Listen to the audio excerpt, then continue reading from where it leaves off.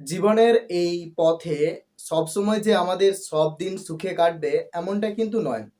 এ জীবনে এমনও অনেক মুহূর্ত আসে, এমন অনেক সময় আসে যখন আমরা আঘাত পাই, আমরা কষ্ট পাই কিছু মানুষের দ্বারা। তখন আমরা সেই কষ্টের দ্বারা এতটা পরিমাণে নিজেকে ভারাক্রান্ত করে ফেলি যে আমরা কখনো কখনো নিজেদেরকে ডিপ্রেশনের মধ্যে নিয়ে চলে যাই। আমরা সেটা নিয়েই ভাবতে থাকি যে কেন আমাদের জীবনে দুঃখ আসলো, কেন আমরা কষ্ট পেলাম।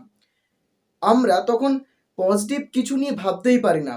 আমরা যে নতুনভাবে আরও শুরু করতে পারি নিজেদের ক্ষমতা দিয়ে, তখন আমাদের সেই ক্ষমতার উপর বিশ্বাস একেবারেই থাকে না। তখন সেই মুহূর্তে আমাদের সব থেকে বেশি অসহায় মনে হয় নিজেদেরকে। জীবনের এই রকম মুহূর্তে আমরা পারি না নিজেদের ওপর সেই বিশ্বাসটা রাখতে, যে বিশ্বাসের জোরে আমরা সামনের দিকে এগিয়ে গিয়ে আরো নতুনভাবে নিজেকে আত্মপ্রকাশ করতে পারি, আরো নতুনভাবে নিজের প্রচেষ্টা দিয়ে নিজেকে প্রতিষ্ঠিত করতে পারি। জীবনের এই পর্যায়ে নিজের প্রতি কখনোই বিশ্বাস রাখতে পারি না আমরা।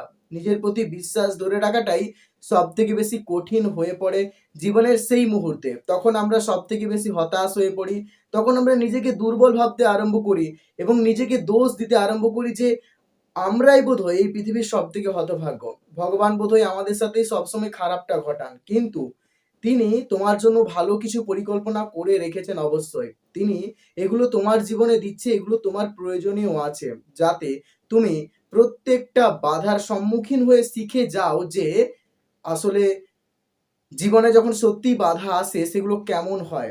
আমাদের জীবনে সবসময় যে সুখের মুহূর্তে আসবে এমনটা কিন্তু নয়। আমরা জীবনে বেশিরভাগ মানুষই সবসময় সুখ চাই, কিন্তু আমরা দুঃখ কষ্ট এগুলোকে সহ্য করতে পারি না। কিন্তু সুখ আর দুঃখ এই দুটোই আমাদের জীবনের অপরিহার্য অংশ। এই দুটোকেই আমাদেরকে জীবনে নিতে হবে। আর জীবনে কখনো হতাশ হয়ে পড়ো না। নিজের লক্ষ্যে অবিচল থেকেও তুমি পারবে, তোমার মধ্যে শক্তি আছে।